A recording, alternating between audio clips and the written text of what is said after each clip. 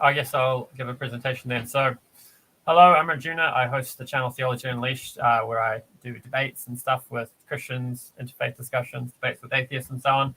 And I was invited on this channel to share because I have some criticisms of Christianity, which he agrees with. So, I'll start talking about that. So, atonement theories are popular in Christianity because they think it's really important, and that's how, Jesus is central to Christianity, and they have all these atonement theories are basically stories of how Jesus, through his life, death, and resurrection, saves.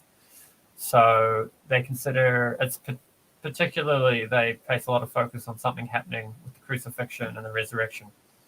And this differs quite a lot from how we in Eastern traditions understand how salvation works. So I'm a Hare Krishna, also known as a Chaitanya Vaishnava, which is a version of monotheism that comes from India. And our idea of salvation is very different from what you hear from Christians. So it's much more, I could say, practical. It doesn't have it's not laden with metaphysical baggage or assumptions the way Christian views are. Actually, I've been working on doing some writing on going after atonement theories. And there is a number of premises they have. I've started to list them. I haven't got very far. Premises that they use that form the basis of their atonement theories. So that's what I mean by metaphysical baggage. Whereas the Hare Krishna idea of salvation is much more, you figure out that you're distant from God, that there's something wrong, and that you want to fix that. And then you take shelter of God, you hear about God, you serve God's devotees. And there's a process of associating with God, the all pure, which purifies our hearts. And God is the janitor of the heart, but we place ourselves in a way where we receive those mercy. We have some sincerity. And so that brings us to one of the first premises that these Christian views have that we disagree with, that we're wretched and unredeemably sinful. So I was having this discussion on Facebook with a Christian, and I was saying, it would make far more sense for God to just save us based on our sincerity. And he was saying, but it's not possible for us to be sincere. We're just sinners. And I was saying, okay, well, whatever it is that we are capable of doing, you make that the criteria, and that's what God should reciprocate with. So sure, we can't be perfectly pure and fully deserving of being saved, but we can be desiring of salvation and making some effort in that direction. And when we have that desire, and there's no such thing as wanting something and making no effort to get it. If you want it, you put in the effort. So when we have that desire and act on it, then God reciprocates. One quote from Prabhupada, a prominent guru in the Hare Krishna movement, is for every one step we take towards God, he takes 10 steps towards us. And that's probably something Christians and many other theists will agree with, but I was just drawing that point about how this one Christian in particular is saying we can't be sincere. So I think coming on to some more points. So coming to atonement theories, there's the most prominent version, the one that William Lane Craig defends, is penal substitution theory. And I don't think it's the first one. I think the first one was Augustine put forward moral influence theory along with ransom theory. Now, moral influence theory, I have no problem with, but I would substitute out the word moral for bhakti. Bhakti is a Sanskrit word that we use in Vaishnavism to refer to devotion towards God. So we make a distinction between mundane morality, which even an atheist could do, and a kind of transcendental service and loving mood towards God. And it's the bhakti that we're really interested in. Morality is necessary. You need to come to a basic standard of human decency in order to develop a relationship with God. But it's not sufficient. You need more than that. You need bhakti. So bhakti influence theory rather than moral influence theory. But that's just me picking on words, because we could say that when Christians say moral, Jesus' life, death, and resurrections, he displayed such good qualities and sacrificed for us in such a way that it encourages us to live a good life, encourages us to better ourselves and come to God. We could say they mean what we mean by bhakti in that, so that's fine. So I don't have any problem with moral influence theory, and there's two things the theory doesn't do, which I like. So one thing it doesn't do is it doesn't hold that the crucifixion was necessary. So that is, it doesn't defend Christian exclusivism.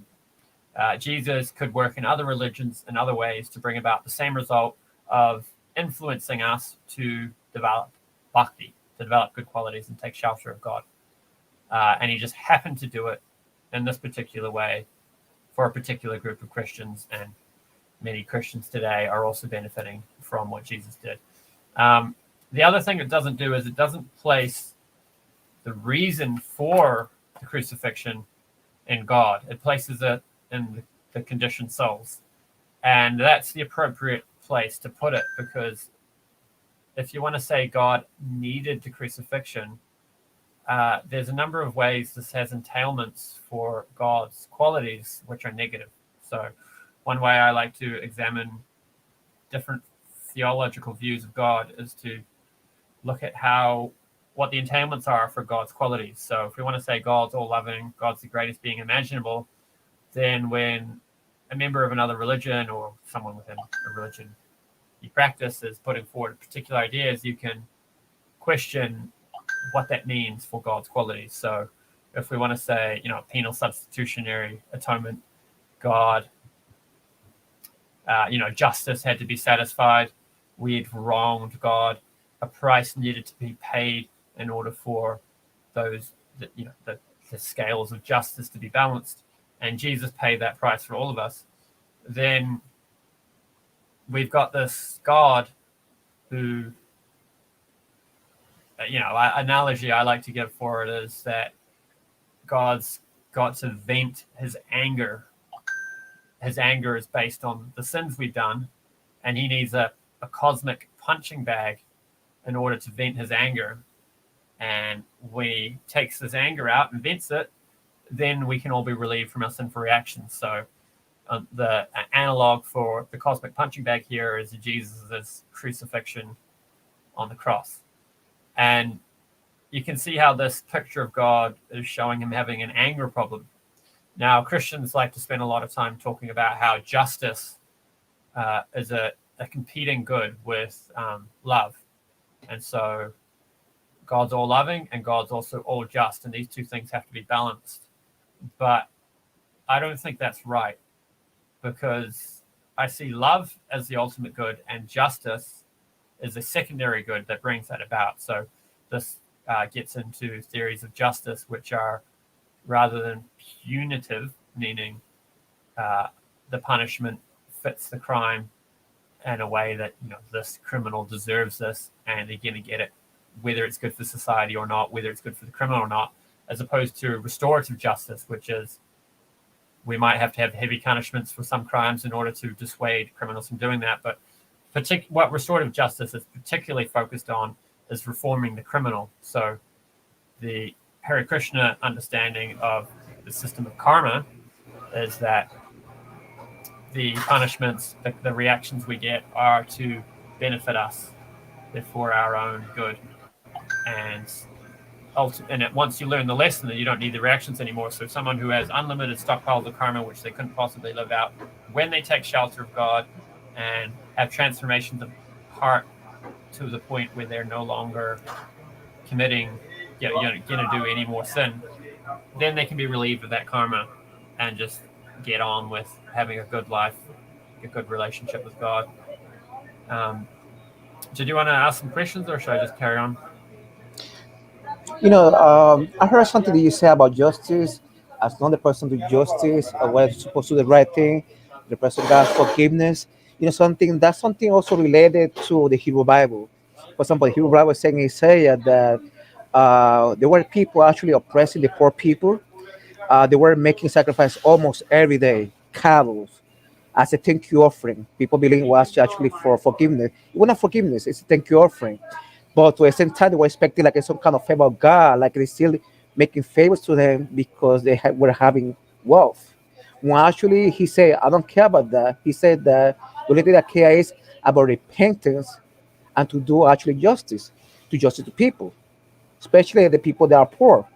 That's what we're saying in Isaiah, actually in the Hebrew Bible, that you just mentioned. So God wanted people actually to be repentance and to do justice to people. That's the only way to offer, like a God, that forgiveness with sincerity, but doing repentance and to the same time do justice to other people. Yeah, I mean, when we've done something wrong, we should understand that we've done something wrong and feel sorry about that and want to make amends for it in some way. But of course, we can't always repay for things we've done. If I like blow up a bridge, and then now I'm like, okay, I regret blowing up that bridge. Where am I going to get the $50 million that it takes to rebuild the bridge from? It's not something I can pay. So court systems usually accommodate for this, and they'll of course there'll be some punishment, but you can't hold them account to every little penny. Or so I think analogies. I think the right way to think about our relationship with God is to use analogies with children. So God is to us what we are to our children. So when my child breaks something, I'll try to come up with a fitting punishment that'll cause them to stop doing it and help them, learn and become a better human when they grow up and a better child now. But, if they break a glass window and it costs $1,800 to fix because it's, special safety glass, I can't not give them allowance for 5 years just till I recover the money for the glass door. I just have to come up with a punishment that'll help him become a better person and then swallow the rest of the cost myself. And of course, with God, he's not analogous to a parent in the sense that it costs me money to pay for the things my children break. But for God, he's unlimited. So whatever price he's paying is not actually causing him to be lacking in any way. No matter how much God gives, he's still fully unlimited. So that's the place where there's a disanalogy in a way that actually makes the point I'm making stronger, that God should be more on the forgiving side rather than this needing to make justice. Of course, you could come after the penal substitutionary atonement in other ways by saying, well, how does Jesus on the cross really pay for all the sins that any human ever could possibly commit? I mean, it's basically a couple of days of excruciating suffering. I don't see how that pays the price. And anyway, how is God benefiting from Jesus suffering? Like, usually when you talk about paying a price, it's like, I'm sorry I smashed into your car, let me buy you a new car. It's not, I'm sorry I smashed into your car, let me take a goat and butcher it in an excruciating way in your honor. The person whose car I smashed into is not going to be too thrilled with me torturing an animal and saying I'm doing it in their honor. So that, this gets to where you can go after Christian theories of atonement by calling them blood sacrifices, and it is loaded language. It kind of brings a lot of baggage of negative connotation into the point you're making. So if you're going to talk like that to Christians, they'll probably get pretty upset. But I think philosophically you can defend the connotations that come with that. It's just not smart language to use if you actually want to have your points well received by the people you're disagreeing with. So coming back to these theories of atonement, we talked about penal substitution. I think that's the easiest one to go after. The other one Augustine talked about was ransom theory. This one I think is also problematic, but in somewhat different ways. Here we have, when Adam and Eve sinned, that they created a pact with the devil, and in order to break that pact with the devil, God had to pay the devil a ransom, and he did that by offering Jesus's life. Now, because Jesus is one of the persons of the Trinity, he cannot be killed, so his death was very temporary and he escaped. So the ransom was paid and Jesus escaped. Now, one way I would go after these kinds of theories is to say God on this model is something of an equal with the devil. If you're, like a ransom situation is something you have between two humans. There, the police trying to rescue the people from the custody of the criminal who's holding them hostage. If they can't kill the criminal, they may bargain with them and offer them some money or whatever the ransom is that the criminal's asking for. This is not the kind of behavior we'd expect from God, who you'd think could just cause the criminal to be unable to function, and all the people could just walk free, just give the criminal a heart attack or something. And why can't God do this with the devil? Why does he have to? Now, I mean, you might want to say it's a pastime and God chose to do it in this way. But I think that brings us back to moral influence theory, where it's like God could have done it another way, but he chose to do it this way. Why did he choose to do it this way? Maybe because this is the way that influences us, that inspires us to want to take shelter of God, to want to develop pure bhakti, pure love of God. Now, I might be mischaracterizing some of these theories because I've only really started studying them in the last week, but I'm planning on doing some writing on this topic, and it's not the first time I've discussed these with Christians or gone after them, but Christians might disagree with my characterizations here.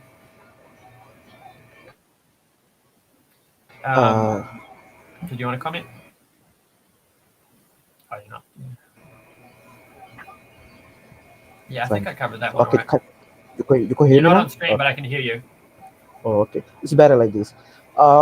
Yes, actually, even though the Christian they take something that does not exist, because actually the Torah says very clear in if you check that out, Leviticus chapter 5 from verses 11 to 13, it says very clear that you don't have to use blood sacrifice actually for forgiveness in that time.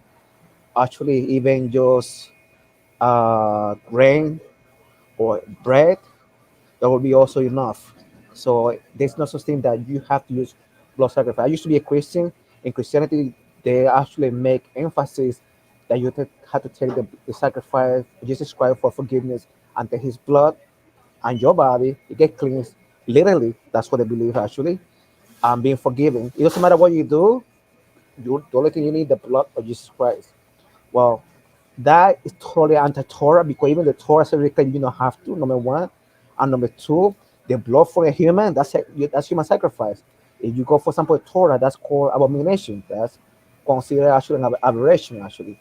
So even though they don't got no fundament, if you go by the Torah, maybe use only the New Testament separately, maybe. But when you use, for example, the Hebrew Bible, there's a different story. Oh, yeah, cool. So the next theory we can talk about is Christus Victor, which is about, this is also, I think, fails in the same way that ransom theory fails, in that the entailment, the negative entailment it has for God's qualities is it makes God something of an equal with dark forces. So in this theory, Jesus came and conquered death, is how they typically word it. But maybe there's just two paragraphs here. Maybe I'll just quickly read it. Jesus Christ died in order to defeat the powers of evil, such as sin, death, and evil, in order to free mankind from their bondage. Yeah, so this related to the ransom view. You want me to ask people they want to ask questions? Okay. So the guys, are you asking questions for the speaker? So if you got questions right now, you can do it right now. You can do so. No problem at all. Yeah, there's just this theory and one more. I can just quickly run through them. I think they kind of fail in the same way. So Christus Victor, yeah, if Jesus is coming and having to defeat sin, death, and evil, the devil, then it paints God as something of an equal with these dark forces. I mean, it is. There's a trade-off here. So with a theological view, you've either got to say the bad things in the world exist. God has them, has arranged or allowed for them to exist because they benefit us. We need these trials and tribulations in our life in order to develop or learn the lessons we need to learn, develop the qualities we need to develop. And if we just live cushy lives with no suffering, no difficulty to face, then we would just remain in ignorance. And I think there's a lot of psychological evidence to say that's the case. Some people are just stubborn and won't learn, won't develop wisdom unless they go through difficulty. So the Christian, a lot of Christians at least, a lot of these Christian views like Christus Victor, they want to say that the dark things in the world are out of God's control. They're because the devil and Jesus came and conquered these things. So it's like God didn't intend or choose for these things to be features of the world. They just happen to be features of the world, and he's here fighting the good fight against them along with us. I don't think that paints God as all-powerful. I think it makes God weak. And then a Christian's going to want to object to the Chaitanya Vaishnava view of God arranging or allowing for these dark things to exist because we need them to learn lessons. They're going to say, well, that makes God evil because he's creating evil things in the world. But I think that's the only trade-off you can take in order to preserve God being all-powerful and all-loving, and just say these things are necessary features in order for us to grow and learn. And if it weren't the case, then God wouldn't allow them to take place. And then I can just quickly touch on the satisfaction theory of atonement. I think this has very little difference from penal substitutionary atonement. And penal substitution is a more modern theory. And it's basically an iteration of satisfaction theory. So on the satisfaction theory, we, through our sinful lives, have dishonored God. And God needs to be honored in order for us to be redeemed and our relationship with God to be healed. But because we're sinful, we're not capable of honoring God sufficiently. So Jesus came as God to become a human and live as a human the perfect life, and then offer that to God in a way that honors God. And then with God being honored, God can then save us. But the basic format this takes, which matches with penal substitution, is that there's a price that's paid. God needs this payment to be made to him in order for us to save him. And Jesus comes and pays this price. And the problem with that is a God who requires something to be paid before they save us is either weak because they can't just save us because they figured out that we're in a state where we can be saved and that's what he wants to do. So it makes him either weak because he's unable to do that, or unloving because he could do that and he chooses not to. And this whole needing a payment thing, I mean, again, you could say, well, he didn't have to do it that way. He just happened to choose how to do it choose to do it that way. But then you lose Christian exclusivism. Then it's no longer the case that members of other religions can't be saved without taking shelter of Jesus, because if God happened to choose to do it this particular way in Christianity, then he might have chosen to do it for other people in other parts of the world in other ways. So, I mean, this brings us to inclusivism, which is probably another topic, but yeah, maybe we can go to questions now.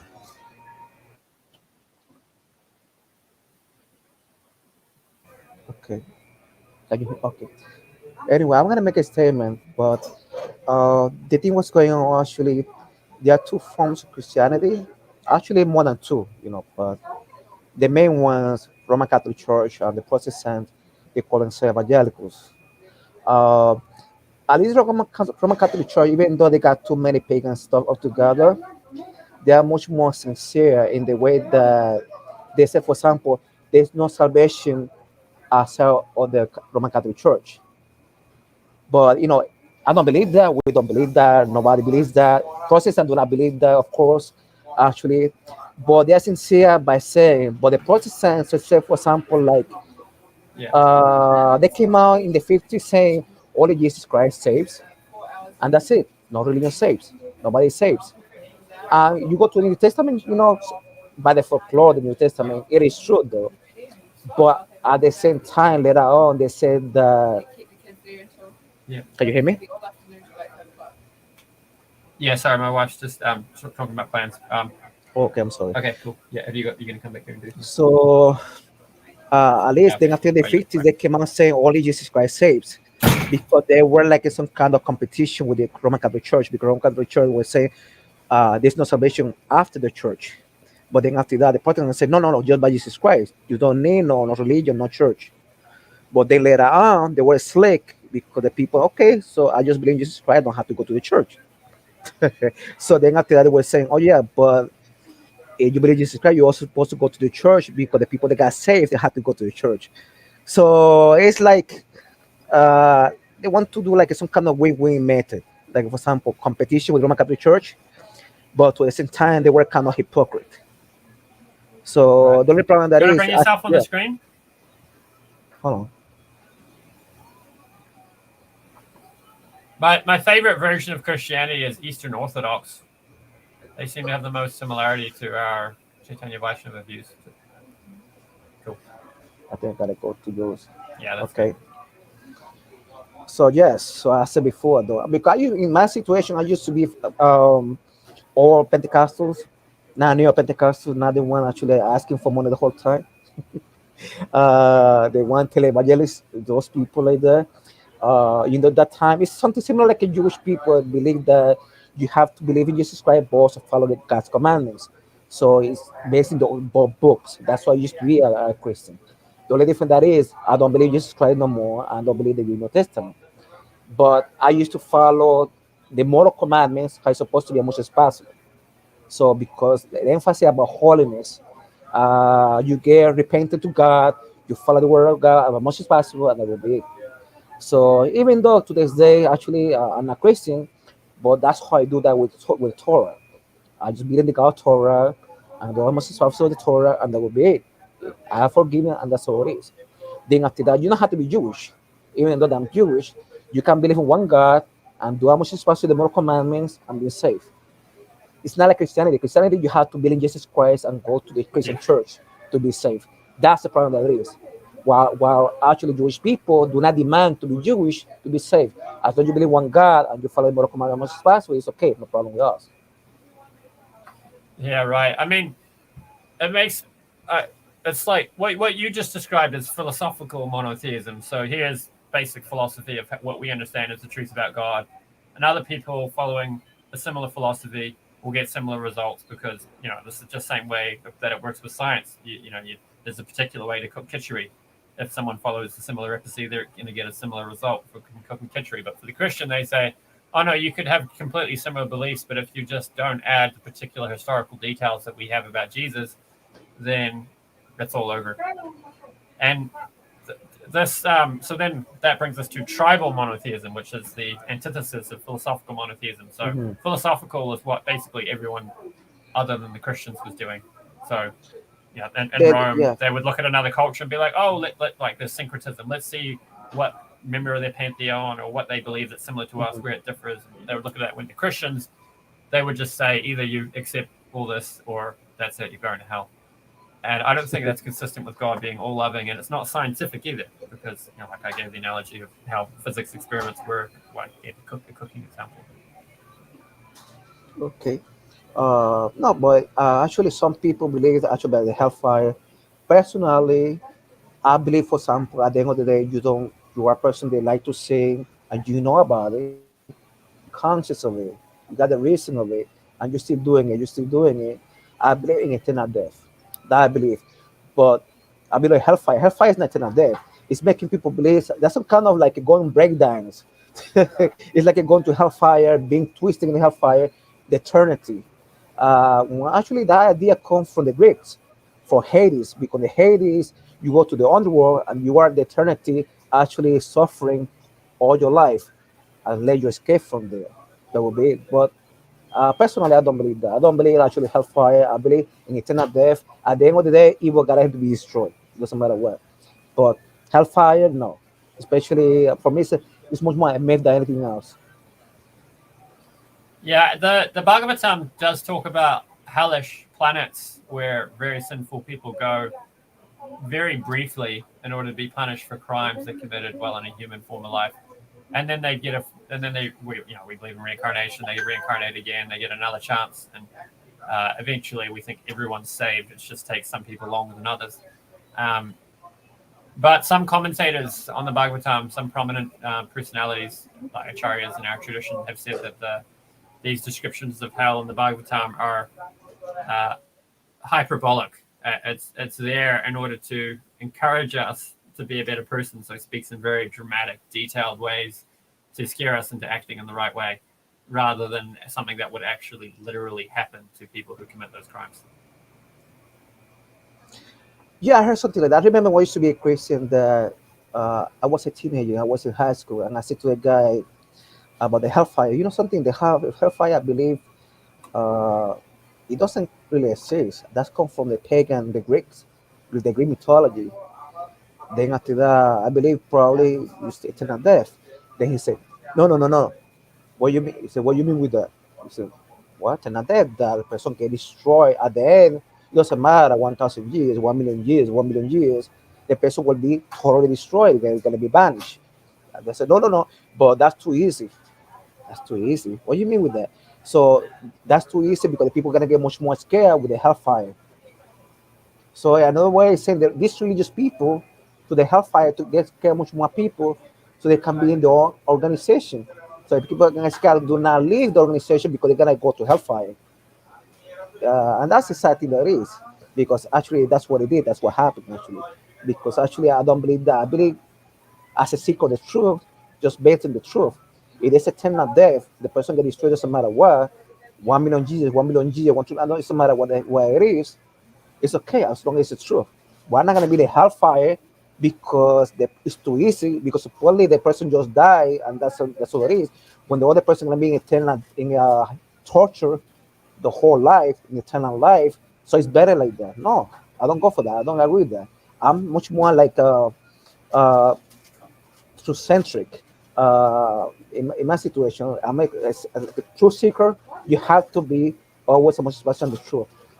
When you learn anything new that is true, then go for it. Then after that, the whole time you have to make research about the whole time, whatever you learn in your life. Yeah, that makes sense.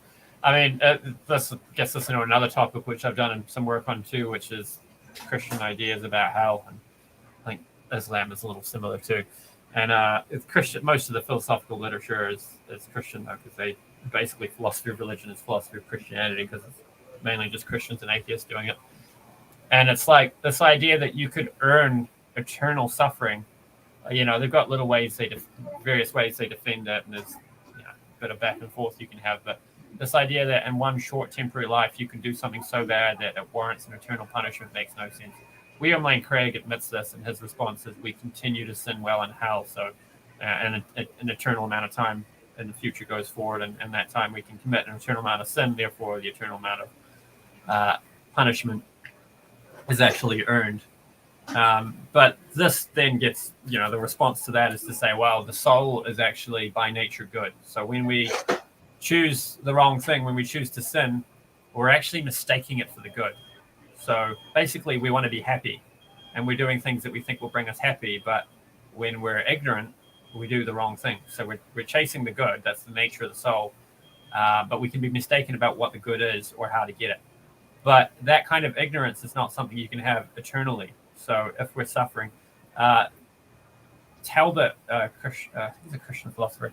Talbot has a response to this, which is he talks about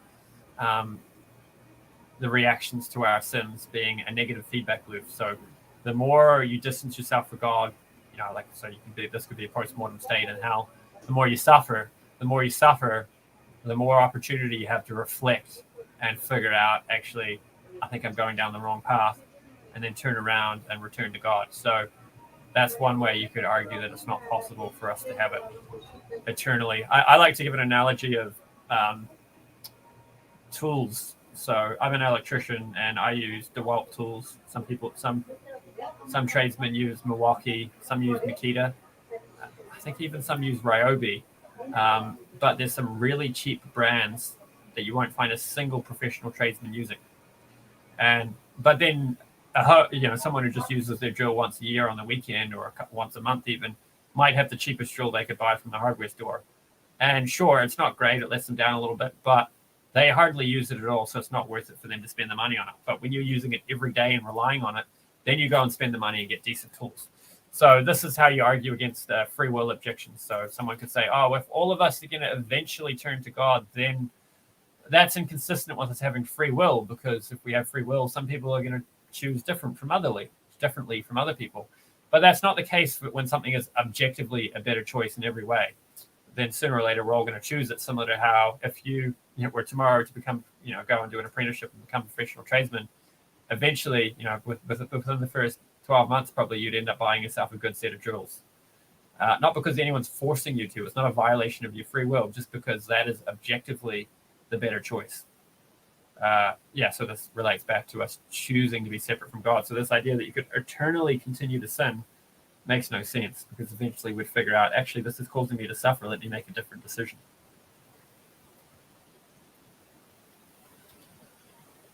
Oh, you're muted. Yeah. Okay. Yeah. Yeah, that's a proper point of view to see. But in my situation, it's very simple. In my situation, in my own, because for example, I'm not very fond in human philosophy. Anyway, when I used to be a Christian, I used to be the same thing too. I'm much more like, for example, like Bible. Now I'm much more the Torah. I just believe on God. I follow much as possible His moral commandments. Because, for example, there are people that use, for example, like you see some people used to say that Jewish people they long, they it's something long. They use the clothing, the tefillin, so like that. Actually, those are symbols to remember the moral commandment. For example, like not to desire somebody's woman, somebody's wife, not to be desiring somebody's stuff, like not to be lying to people, etc. So that's the purpose of it. So it's not the opposite. Even though there are some people they use it that reverse, they use it much more like to make them holy. When actually that does not make you holy. It doesn't matter what you have on your body; it will never make you holy because that's a hard thing that it is. It's from the heart. So Yeah. anyway, I'm not saying not to use it because it is there, but the purpose of it is to follow the moral commandments that change your heart and keep your heart clean and make you holy. But it's external stuff do not make you holy at all. So that's what I do, and that's why it's still doing it. That's why I'm not very fond like in my philosophy, even though they're Jewish people, they like too much in the Talmud. I'm not one of those. I'm not saying they don't got no good stuff. They do got good stuff, but sometimes they got much more stuff. They're actually much more human philosophy against Torah, giving too much shit. You know what I mean? So that's why. Right. Yeah. It sounds like we agree on a fair bit of the stuff. Yeah. So I kind of touched on it a bit, but if you boil it down to its essence, the Hare Krishna idea of salvation is you will enter the spiritual world, heaven, when your consciousness reaches such a state that you would be happy there. So it's all about purifying your consciousness, elevating your consciousness. And, there's very practical ways of doing that. You don't hang out with bad people. You don't watch bad things. You don't listen to things that have low consciousness in them. And that there's so many things that you focus on what it is that's influencing your consciousness and try to make the things that are influencing it as elevated as possible so that you're constantly getting lifted up. And then that point where our consciousness is pure and we love God, then basically whether you're in the material world or not, it makes no difference because you're connected in a deep, loving relationship with God of service. Yeah, that's something similar with Torah because Torah said to be holy. What it means holy in this situation means set apart. Meaning, for example, like there are people acting a certain way that is against the moral commandments. Against, for example, like they like to be messing with the bodies. They like to be, for example, like stealing, different stuff, bad habits, different stuff like that. To stay away from them. So that what it means to say, be holy, to be set apart in that situation. Oh, I can't hear you. Oh, you can hear Oh, me? sorry. Oh, no, you stopped talking. No, I was watching. Oh, no. I was watching. I just was watching on the YouTube, so it's delayed. You'd actually stop talking. I've got a question for you because I was talking with a Christian recently, debating this stuff, and I gave this idea that all these, lots of these atonement theories, other than moral influence theory, which I appreciate, they strike me as motivated by trying to rationalize the unexpected way that Jesus's life transpired, because basically they were expecting a Messiah who was going to be a military leader that was going to take the Jews and defeat the Romans and give the Jews a kingdom. That didn't That's happen. actually the Islam. Well, yeah, that's what That's the happened with Islam. Islam. Yeah. Right. Yeah, the Islam, the Muslim believe that that's what they said. The Mashiach was actually the new prophet, the latest prophet Muhammad, because he was a warrior, according with them. But in reality, it doesn't, because Moshe before he died, he anointed, because Mashiach means that anointed. So he anointed Yehoshua, Joshua, the same name that I have. So he sent actually as a new leader. He was like him. He was a warrior. He was a prophet. And he guided the whole nation of Israel. So actually, was talking about Yehoshua, Joshua. In reality, they don't want to talk about no Muhammad. They want to talk about no Jesus or Jesus. No of that. There's no such thing. Right. But it's true that at the time many Jews were expecting a Messiah who would be a military leader, right? They was expecting, for example, like it doesn't matter what it is. It had to be Jewish in Israel to bring salvation to Jewish people first. Then after that, peace to the whole planet. That's what the mentality. It's still to this day. But in reality, the Messiah is supposed to come not for the Gentile, not Jewish people. They're crazy. They say, "Oh, he came for the humanity." Actually, it's not true. He's gonna help humanity. That is true. They're gonna help the whole humanity, but he's gonna come for the Jewish people, because that's what it said in the Hebrew Bible. He's gonna come to Jewish people, the new king. But he's not gonna come to the Gentiles, people that are naturally they're not Jewish. Right. Because So reality so is when it, because reality is when a new Jesus king. sorry. Sorry, because reality is a new king. That's what it is. That's what it is. A king is gonna bring peace actually in Israel first, then after that the whole planet. In one shot. He's not gonna die. When he come back, okay, I'm gonna try one more time. No, no such thing either.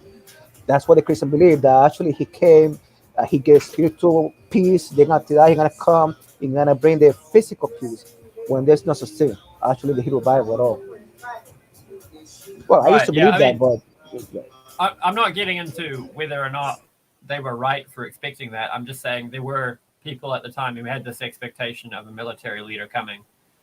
Jesus came and they thought he was going to be that, but then the crucifixion happened and that wasn't to their expectations. So I think some of the early Christians came up with rationalizations. So this is why they got into all these atonement theories of Jesus' death on the cross did something necessary for our salvation, and actually it's glorious.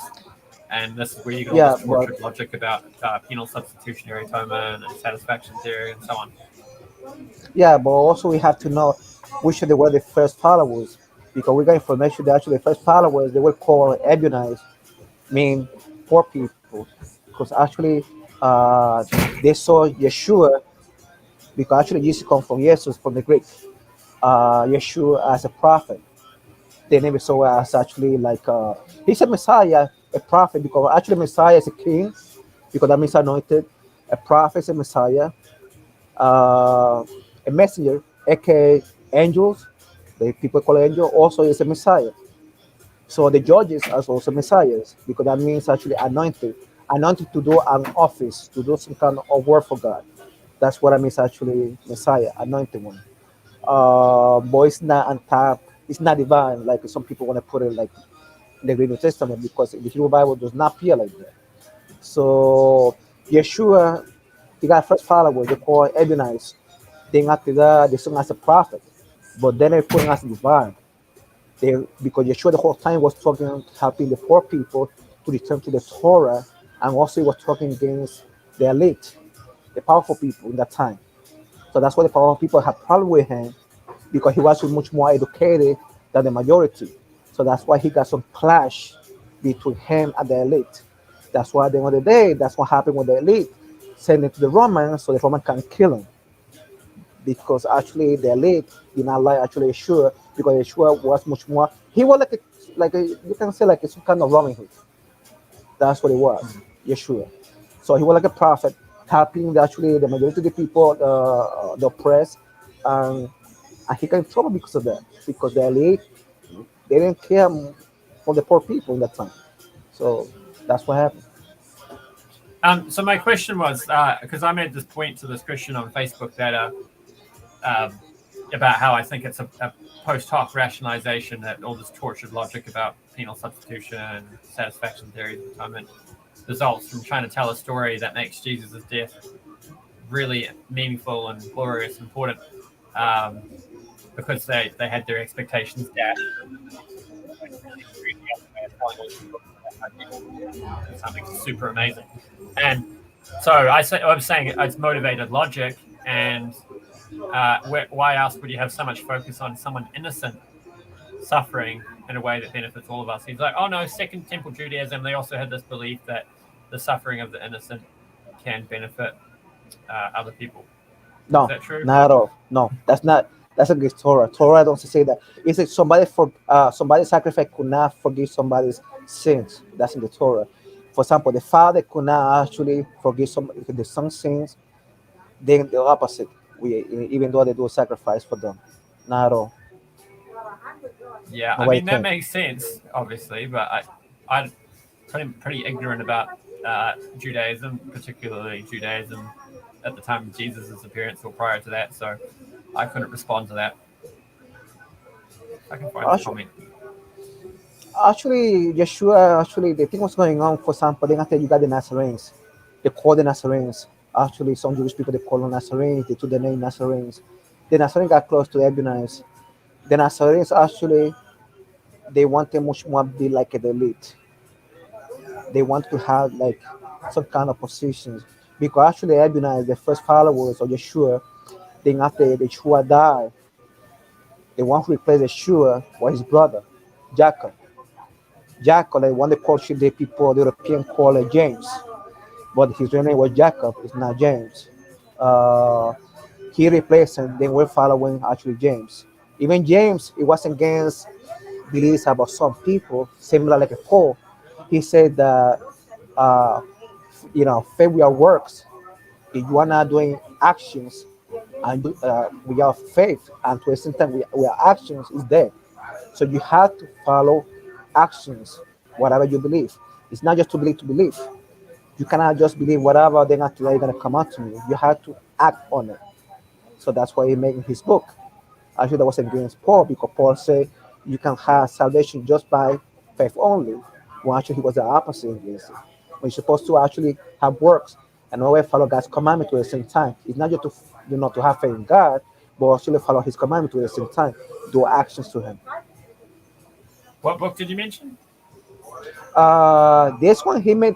That's in the New Testament. You can get it there. That's James, but his real name is Jacob. Oh. So I found the comment from that Christian. He said, because I said it was post hoc rationalization, he said, nothing post hoc about it. The idea that the suffering of the righteous is redemptive was already a thing in Second Temple Judaism. I posted it in the chat. So is that not true? No, not at all. They actually, not at all. That's actually much more aside from Torah. There's no prophecy about that in reality. So my response was to say, I never hear Jews today talking about the suffering of the innocent benefiting us. I only hear it from Christians. And even if Jews at the time did believe that, the Christians took it and doubled down on it to a really extreme extent and then broadcast it all over the world. Well, you talk about the King Herod when supposedly he killed all the babies because he wanted to find the Messiah. That part, you see? Yeah. Should we see if there's any No, questions from the live chat? There was no records actually. No, I don't see much. I just see like. Oh, you gotta tell people. Once you let them know, then they start coming forward. Or maybe they will. We'll see. So in reality, no, in that time, actually, is the opposite. Uh, the thing was going on. The destruction of the temple happened because the Jewish people they were actually fighting against each other. They were not getting along together into the same time. They're late. They didn't care for many Jewish people in the time. So they were much more egocentric, the Jewish people. So that's why happened what was happening at the time. Yeah, it sounds like the Christians differ from the Jews in that they wanted to make it for everybody, whereas Judaism It's always Yeah, they want to. Yeah, they want to believe. This For is example, our relationship with God. Other people can have another relationship. yeah, the destruction of the temple was because they killed Jesus, the Son of God. I'm not sure that's not true at all. Besides that, the Torah said very clear that God does not have a physical form. He's not human. He don't got no shape. It says very clear in Deuteronomy, actually. But besides that, no, it's because they weren't getting along together. The Jewish people, the interesting time, they live taking advantage of the poor people. It was a disaster at the time. That's what happened in destruction. And to the same time, it's not true because even though Jesus, I don't know if Yeshua did it, because I'm talking about Yeshua is one thing, Jesus is another. Because you see the New Testament, they got some stuff Jewish, plus to the same time like European. It's a mix. It looked like the person who made it probably was actually a great philosopher with knowledge of some Jewish stuff to the same time. For example, like Jesus went to see a leper in his house. He went to see a leper in his house. What? There's no such thing at the time. A leper person was supposed to put aside for the community, totally aside for the community. There's no such thing like seeing the leper in his house. There's no such thing. Oh, then after they got the excuse. Oh, that because it was his nickname. Nickname. What you talk about nickname? No, there's no such thing because the Torah is very clear that the person that is got leper is supposed to be aside for a certain time, like 7 or 10 days. The priest gotta go then after that check to see the person's healed. If it's not healed, come back later on until the person get healed. But then after that, to confirm, then after come back to the community. Then after come back to the community, you can't call the person leper, even playing around. You can't. You get a sum for that, a fee. Actually, you have to pay a sum for that because actually there was something because leper at that time was like some kind of some kind of aberration. You can call somebody leper, not even with a nickname. Maybe the Europeans, but not the Jewish people. You will suffer a sum. You have to pay a fee for that. No such thing. So that's what's going on. For example, the New Testament says also very clear that Jesus said that every rock that has the temple will be falling all the way down. Everything gonna fall. But the wall is still there. So it never happened. That prophecy, once this revelation. So it never happened. So there's some contradiction a lot in the New Testament. You know. Right.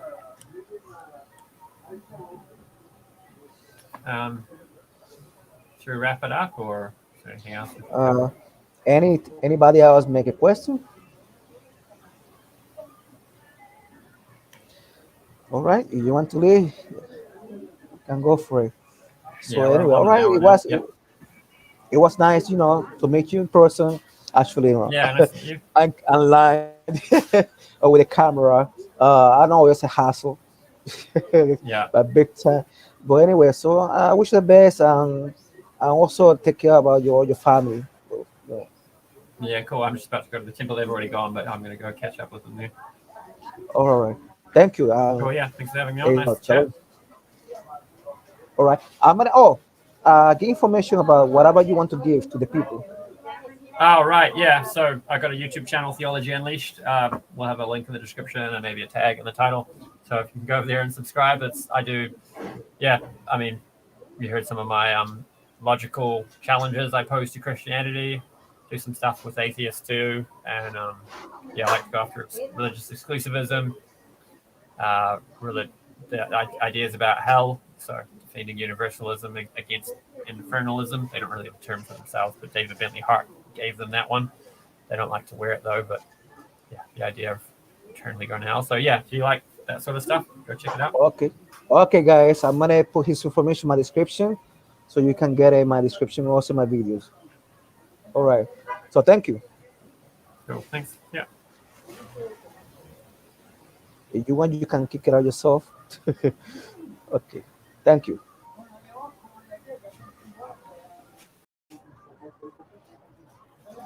All right, guys. Lady Todd, I wish you the best to all of you. Thank you. Don't forget, go to my description in my videos. Go to if you are new, subscribe to my channel, share my videos, and to sit and check his stuff also, right? So I wish you the best. You are all fantastic. I wish you the best for real.